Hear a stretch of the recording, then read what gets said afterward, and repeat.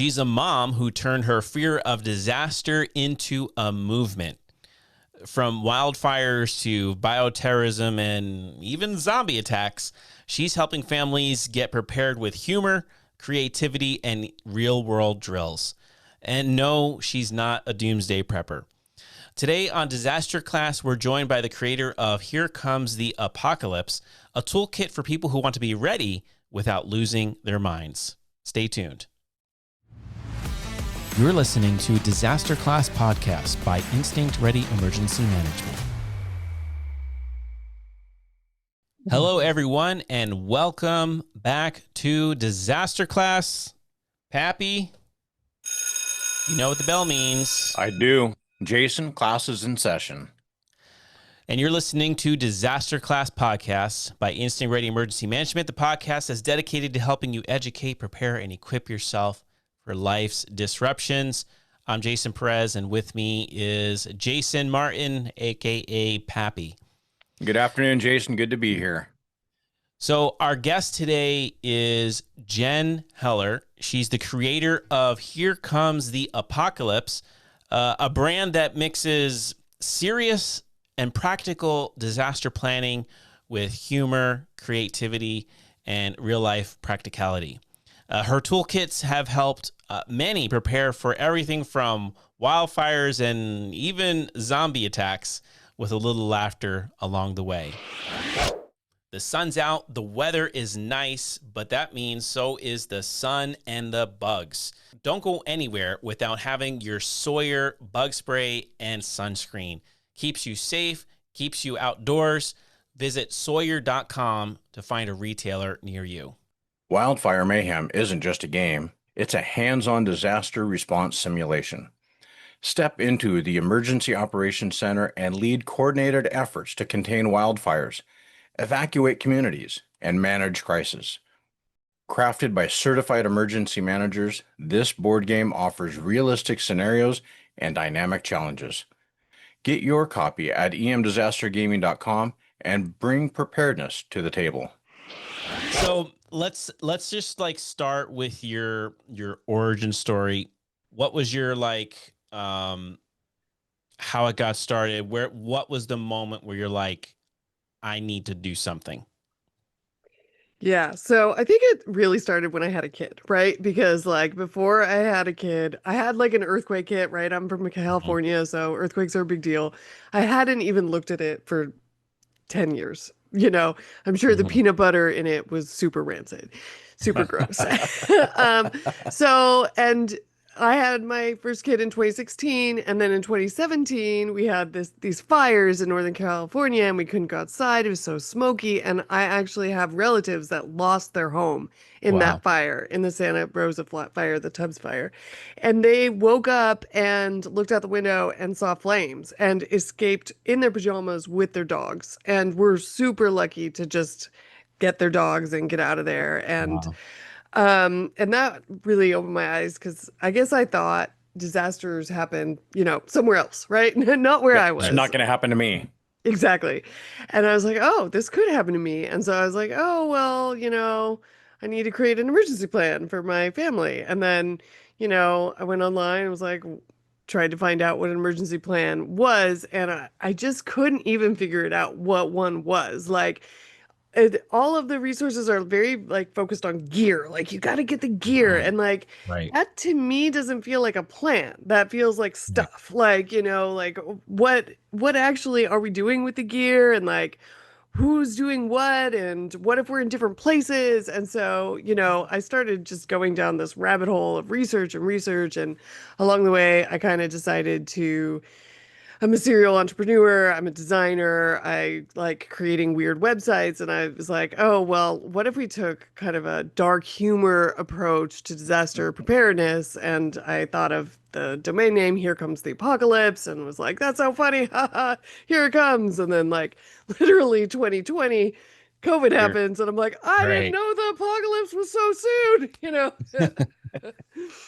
And, I think it's worth saying that, I think of apocalypse as different than a lot of people. A lot of people are like, oh, the apocalypse is this ending of humanity or something like that, right? I think of it more as just any sort of life altering occurrence, right? So, Yep. like, in my mind, it could be the death of a loved one is an apocalypse, right? Right. And, or like losing your home to a fire, totally apocalypse. We had like many apocalypses over the weekend with like all the flooding and stuff, Yep. like they're happening every day now. And so I think, some people are like, oh, well, the apocalypse, that's, such a big thing. But I like to think of it as just a life-changing event.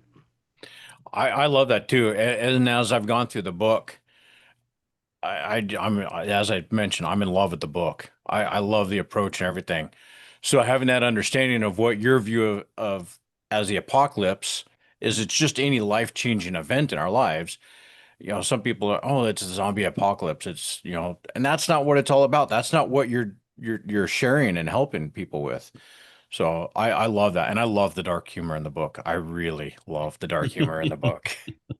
uh, Being a former EMS professional, very cynical humor. So I love that. It helps you deal with the situations Yeah. because you've got to get your mind off of it.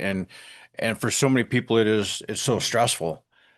Yeah. So to add some humor into it, it helps get your mind relaxed a little bit. Like, okay, yeah, we can get through this, and let's laugh while we're doing it because it's serious, but it's not always life-threatening serious. Right. And hopefully by like doing some of this, you're going to, mitigate life-threatening 100%. scenarios. Yeah. That's Yeah, the I hope. love that. So your branding is pretty unique, and we like to end the humorous. Why go that way? Is it to put a lighthearted feel to it, or what made you go down that road? I think that's just me. I'm just like, kind of push the envelope in terms of branding and stuff. And I was hoping to reach the liberal crowd, right? Like the suburban, liberal city dwellers.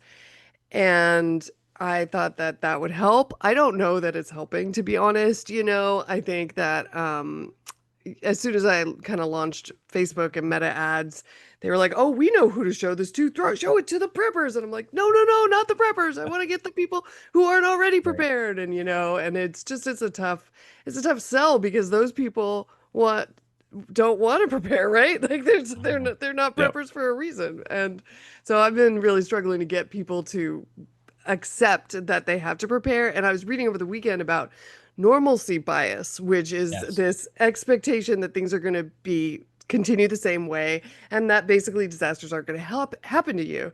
And like the Wikipedia page on the concept of normalcy bias says that like 80% of people exhibit it during a Yes. disaster. And I'm thinking about that and like how hard it is for me to get people to like listen and actually take action. And I'm like, Mhm. oh, well, we're all suffering from normalcy bias and we're all just like, well, it's not going to happen to me. But as we are seeing over and It over and over does. again, it's happening to people. Right. Yep. 100%. It's funny you mention that because I'm literally in the process of producing my own masterclass about developing a risk mindset and how to overcome some of those common barriers. Because doing all these things, it's a lot of people look at it's like very um, clinical. It's this just process, but it's really you got to have the right mindset to it. And it's not just doom and gloom. It's not just what if this happens and being this very negative, but it's just how you approach life and just being using forethought, using awareness. And so, yeah, it's a hard thing to overcome that normalcy bias, these barriers to it's a big obstacle to overcome.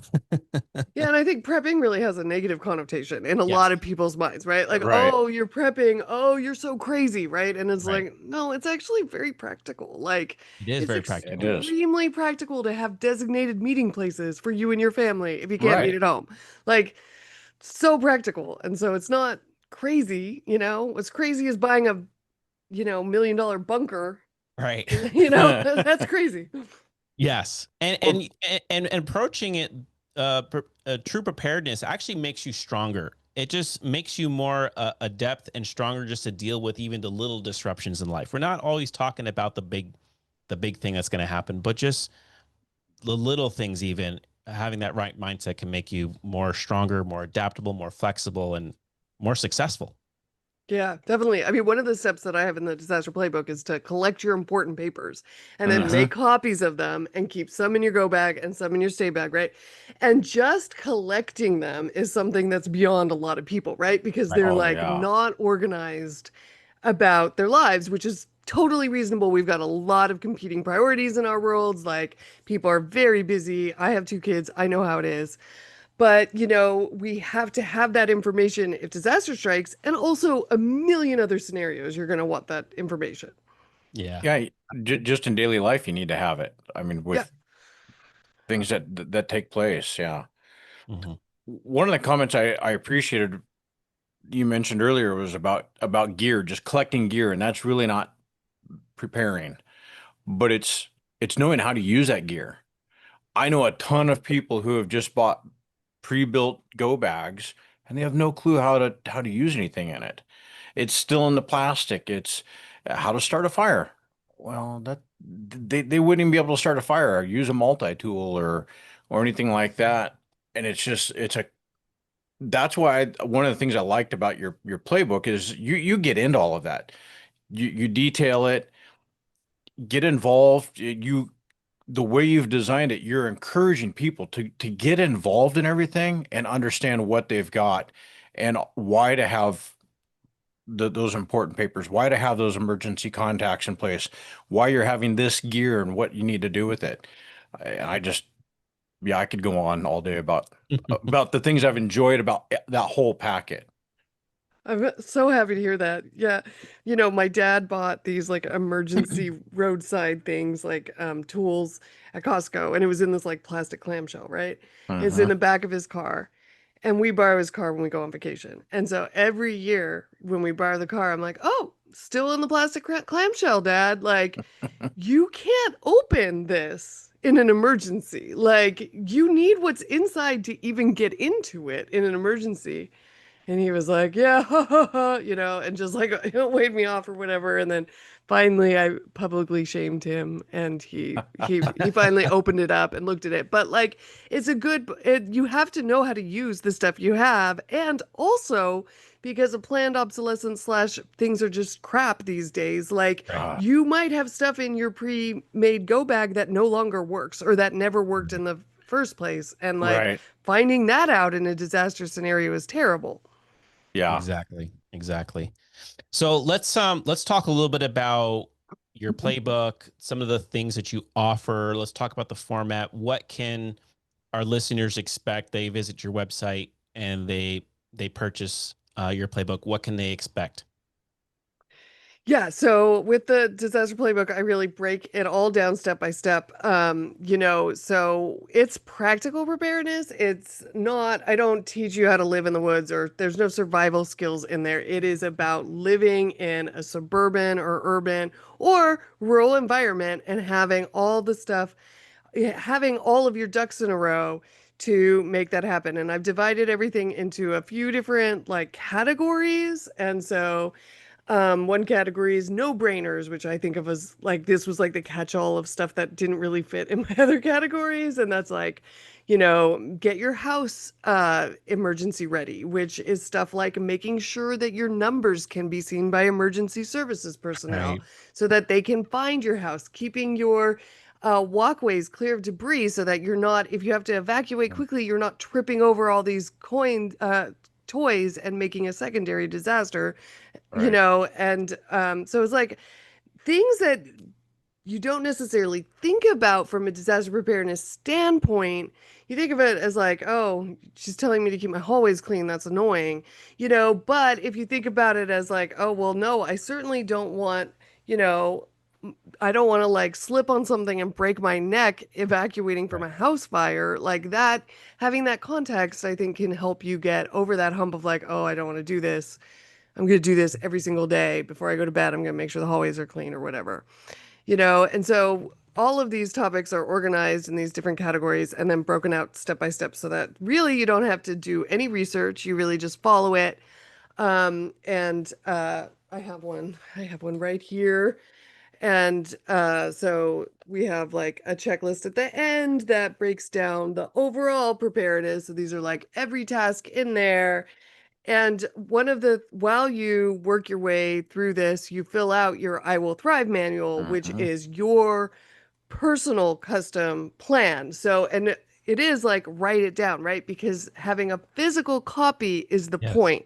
Yes, all this information's in your phone, mostly, right? Maybe not your kid's school address. You might not have that in your phone, right? Like, I don't have that in my phone. I would Google it if I needed it, but I have it written down in my I Will Thrive manual. So if worse comes to worse, I could like give that to somebody else so that they could coordinate something, right? Because we rely so heavily on our phones, and having this information outside of our phones is super important. There's so many disaster scenarios or like war scenarios where we don't have, we may not have cell service, right? Right. 100%. Or something simple, or you drop it and it cracks and you can't use it. Absolutely. Or the battery dies. Right. Yes. So, man, so many amazing call outs right there.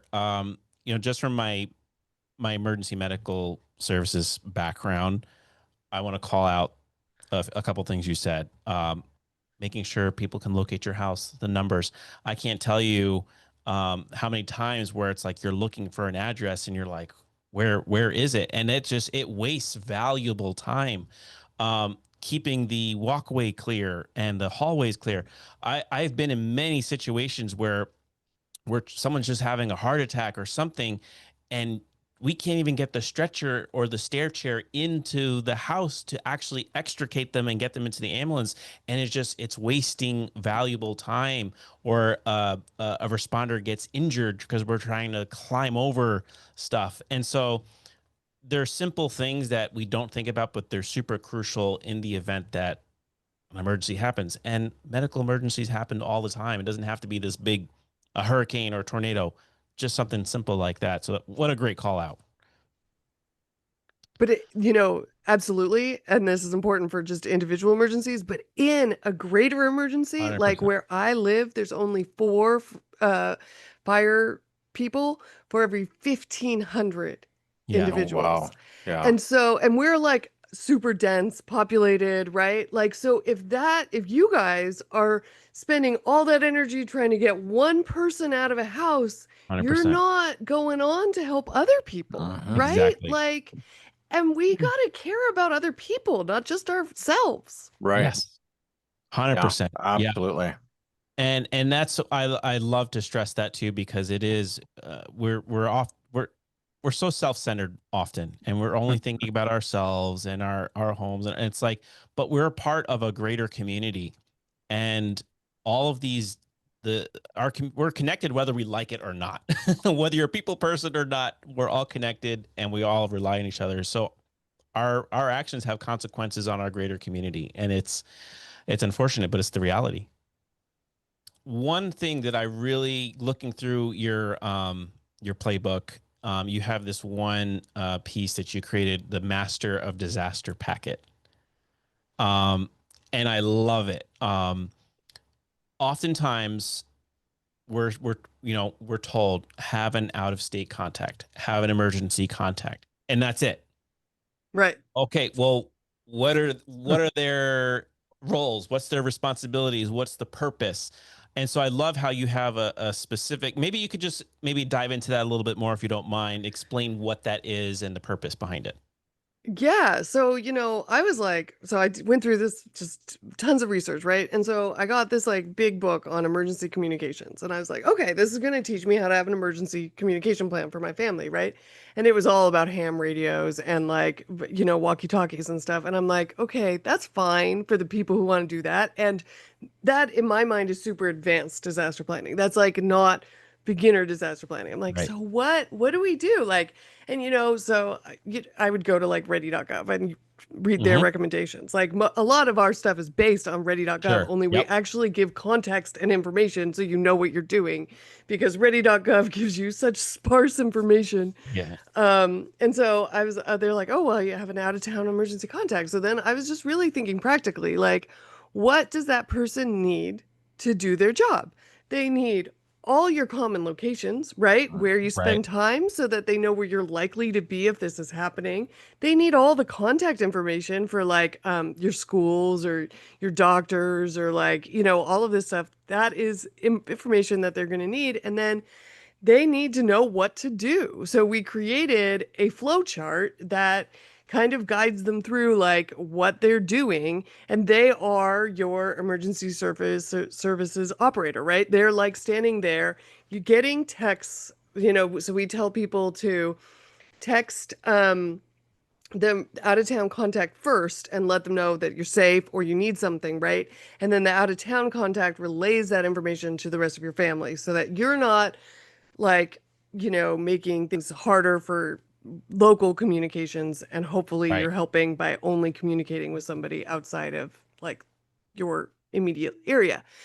So, yeah, so like giving them a flow chart of like, oh, if you haven't heard back, then what do you do, right? Like, do you start Mhm. like flipping out or do you, do you chill out, right? And then I have a mental health background. I majored in cognitive science, which is how the brain works. And then I've just been a lifetime student of brain science. And so I was like, we named um, the manual that you fill out your I Will Thrive manual. And I'm like, oh, well, we got to deliver on that. So we got to consider mental health, right? So for Yep. the out of town contact, the master of disaster, as we like to call it, we gave them some tips for like dealing with people in crisis because Mhm. it is stressful. And, in these situations, everybody's stressed out, right? Like 100%. literally everybody's stressed out. So you gotta have, I mean, maybe that'll come in handy. Hopefully it doesn't, hopefully you never need any of this. But that's the other thing that I think we do in the disaster playbook that I don't think anybody does anywhere. I've never seen it is like just thinking about like how you respond to stress, how the rest of your family responds to stress, putting that down, just a couple little bullet points. Like me, I That's all know you I need. always need to eat something. Like it will be very helpful if I just cry my eyes out for 3 minutes. I'll be like way better, like so Yeah. those are my bullet points. My kid needs like an activity, right? Like, these are things that you just take 20 minutes, think about it, write it down, and now you've got a little bit of a manual for dealing with each other because it is extremely hard to make decisions when you're triggered. And there is no disaster scenario where you're not going to be triggered. Yeah. 100%. Man, we're gonna have you back just so we can do Okay. an episode on mental health and that because that is so often missed and forgotten about. I mean, we just think about the prevalence of anxiety and depression and things that on just normal life, and so now you have a disaster situation that all that gets compounded. So, huge, huge. And in the playbook, because I'm actually on that page where it's plan ahead for mental health. And in my family, so I've got four kids. One's grown and married. My youngest is 18, and then two others still living at home. But I've got a lot of mental health struggles within the family. So I understand that the concepts of planning ahead for them, even though they're all adults.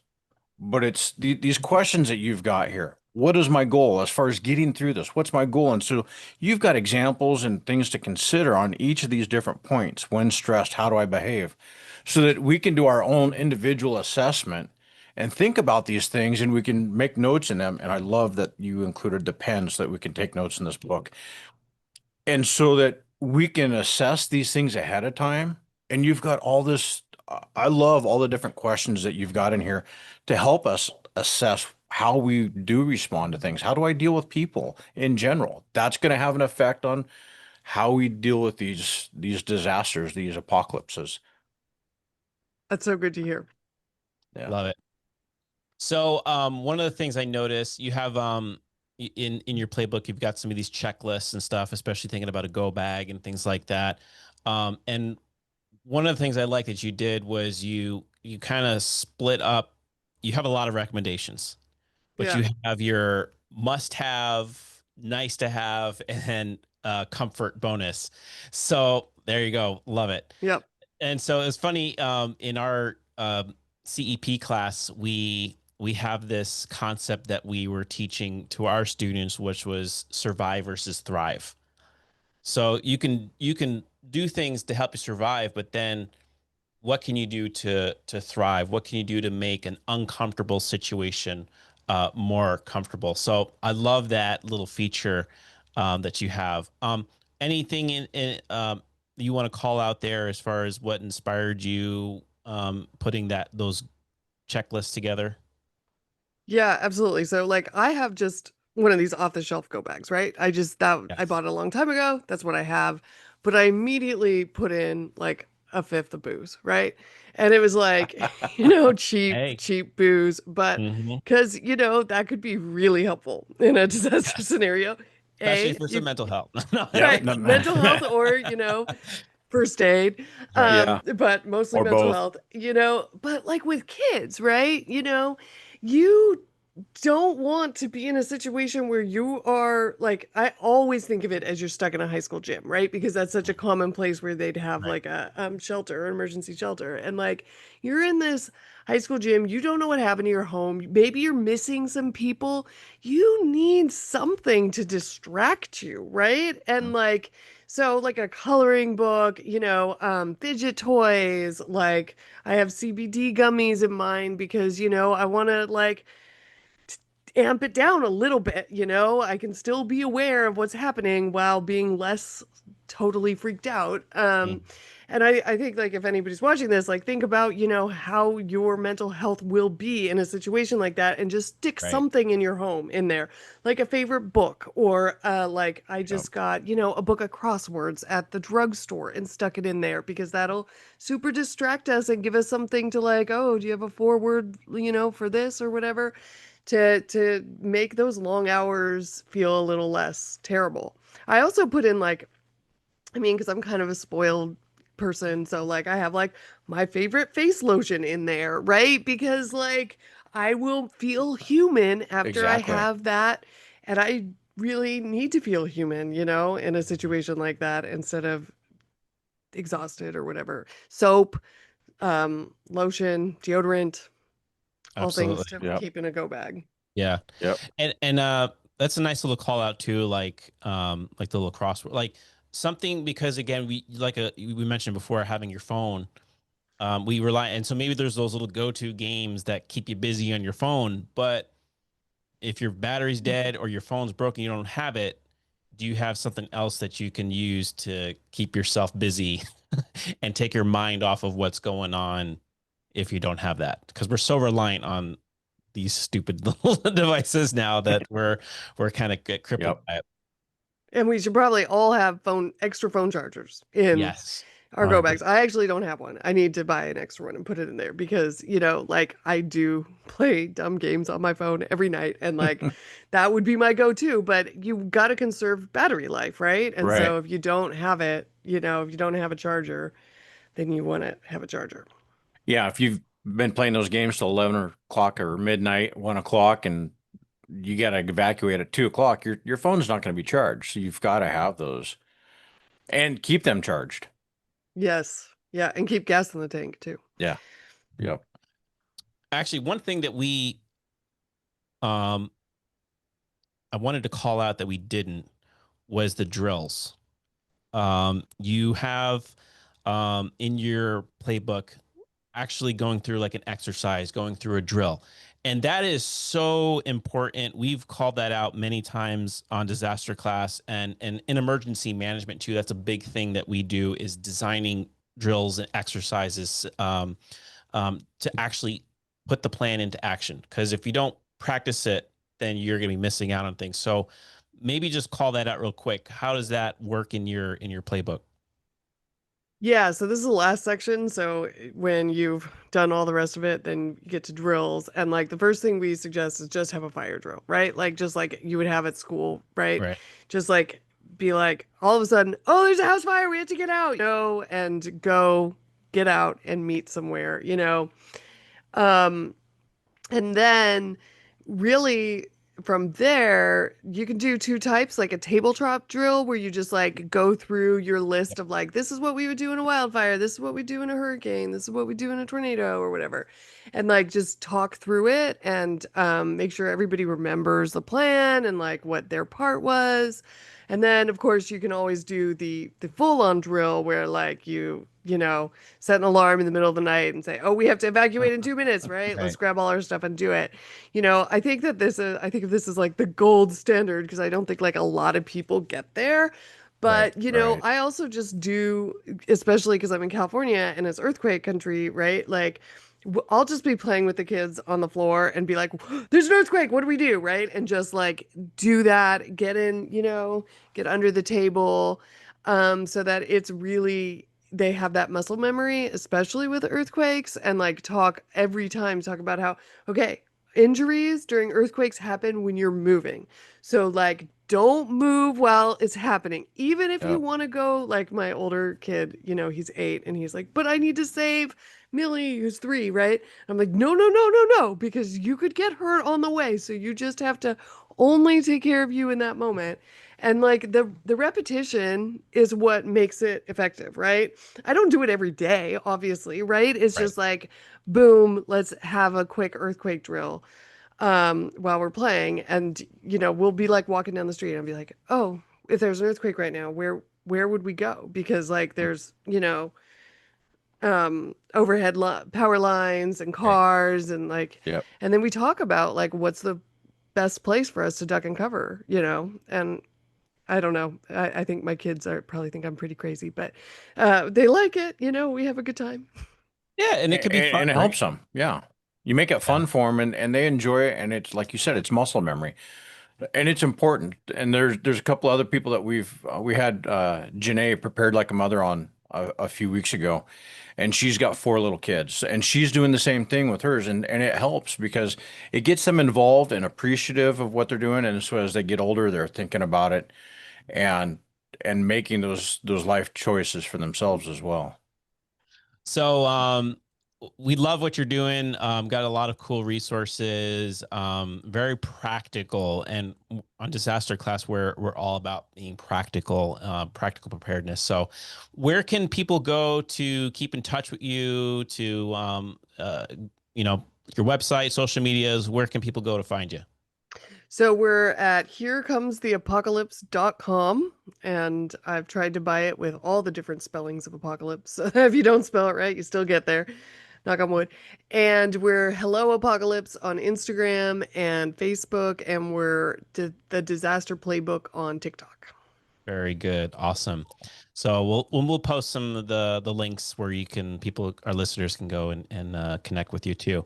So maybe do something a little fun. Just kind of a lightning round. Just to kind of sum things up. So what's your favorite survival item that most people overlook? Duct tape. Duck. I have a Yeah. friend that would wholeheartedly agree with you. Also Um, fun for the kids, you got hey, extra. Yeah. yeah, Yep. do some cool stuff with it. Absolutely. Yep. Tie Um, their siblings up. Yeah. man, there's so many things you could do with duct tape. With it, definitely have that in my go bag. Yep.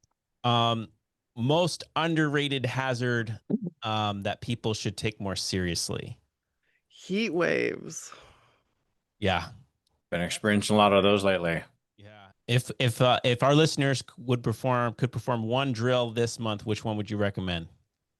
I would say a fire drill because house fire is the number one most likely scenario that any of us are going to experience, And Yeah. so really, and thinking about how you would evacuate from different places, like if I have a split level, so if I can't get downstairs, how are we evacuating? And that's a pretty tough one. Yeah.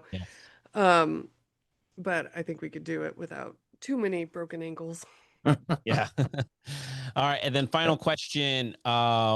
What is your favorite comfort item in your go bag that you'll never apologize for? I have an earplug and a face mask to get earplugs and face masks because I don't sleep well at home in my bed a lot of the time, and so like and sleeping pills. So like my sleep aids, face Yeah. Mhm. mask, earplugs, sleeping pills. Those are so important because I think I'm going to need, 3 hours of rest at some point if it ever happens. And obviously, I hope it never does, but I would rather have that stuff in there than not have it when the time comes. Oh, I can understand that. Awesome. Yeah. Well, Jen, thank you so much for coming on Disaster Class. We really appreciate it, and I'm sure we'll most definitely have you on again. We've got a lot to talk about, I'm sure. Excellent. Yes, I'd love to come But, back. Thank you for having me. Yeah, of course. Anything else you want to plug before we wrap it up? Well, I have a free 5-day challenge called Kickstart Your Prep at herecomesapocalypse.com. So that's a free way to just get started. And it's things that you probably aren't thinking about that much when it comes to preparedness. It's not like get your go bag. It's like other stuff that also really helps with your resilience. Great. Awesome. We'll put a link in the description where our listeners can go find that. So thanks so much. And we appreciate, we'll talk again soon. Sounds good. Thanks, Thank Jen. you. And so if you want to learn more and grab some of Jen's materials, go check out herecomesapocalypse.com. But Pappy, as always, before we conclude, there is homework. You're right, Jason. So make sure that you subscribe to Disaster Class, leave us that 5-star rating, give us that thumbs up. And we'd like to hear your comments about something that you learned, you appreciated from this episode, and comments about Jen and what she's done. And as always, if you have a question, preparedness tip, disaster story to share, send us an email at disasterclass@instinctready.com or drop us a message on our Instagram, Facebook, Twitter, or X, and LinkedIn. And doing so will put you in the running to be featured on the show and win some cool prizes. So thank you so much for tuning in to this episode of Disaster Class. Stay educated. Stay prepared. Stay equipped. Class dismissed. All right, guys, get out of here. This episode of Disaster Class was sponsored in part by Sawyer Products, EM Disaster Gaming, Stop the Bleed Coalition, and Blue Lotus Virtual Services. This episode was hosted by Jason Perez and Jason Martin with a special appearance by Jen Heller. Disaster Class is directed, produced, and edited by Jason Perez. Copyright 2025, Instinct Ready Incorporated, all rights reserved.